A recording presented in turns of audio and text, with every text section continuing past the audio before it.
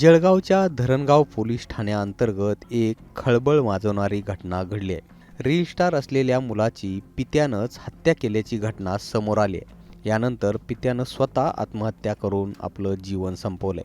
मन सुन्न करणारी ही धक्कादायक घटना धरणगाव तालुक्यातल्या बोरखेडा गावात घडली आहे. विकी उर्फ हितेश पाटील असं या रील स्टार तरुणाचं नाव आहे, तर विठ्ठल पाटील असं त्या पित्याचं नाव आहे. रील स्टार विकी पाटीलचे लाखो फॉलोअर्स आहेत. त्याचं स्वतःचं यूट्यूब चॅनलसुद्धा खूप चांगल्या पद्धतीनं चालतंय.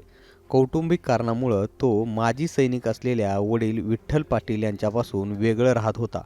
यासोबतच तो वडिलांचा छळ करून मारहाणसुद्धा करत होता, असं सुद्धा तपासात समोर आलंय.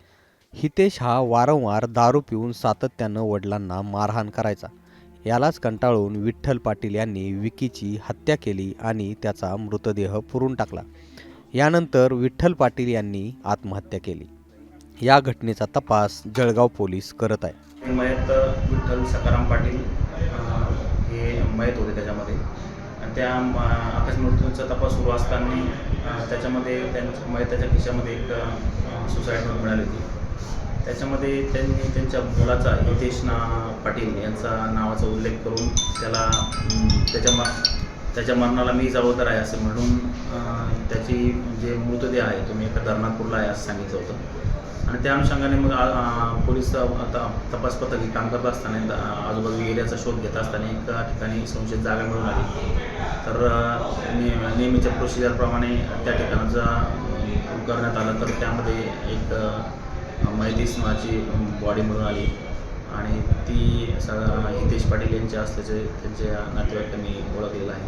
त्याप्रमाणे आता पुढील कारवाई सुरू आहे. दरम्यान विठ्ठल पाटील यांनी आत्महत्या करण्याच्या आधी एक सुसाईड नोट लिहिली आहे. यामध्ये अहिराणी भाषेमध्ये त्यांनी काही मजकूर लिहिला आहे.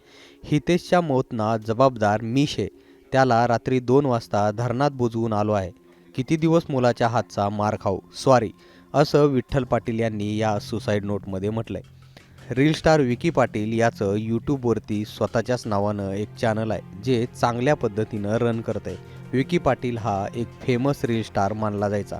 आता त्याच्या हत्येनं खळबळ उडाले आणि विशेष म्हणजे वडिलांनीच मुलाची हत्या केल्याच्या या प्रकरणानं जळगाव जिल्ह्यात वेगवेगळ्या चर्चा सुरू आहेत. जळगावहून मनीष जोग, मुंबई तकसाठी.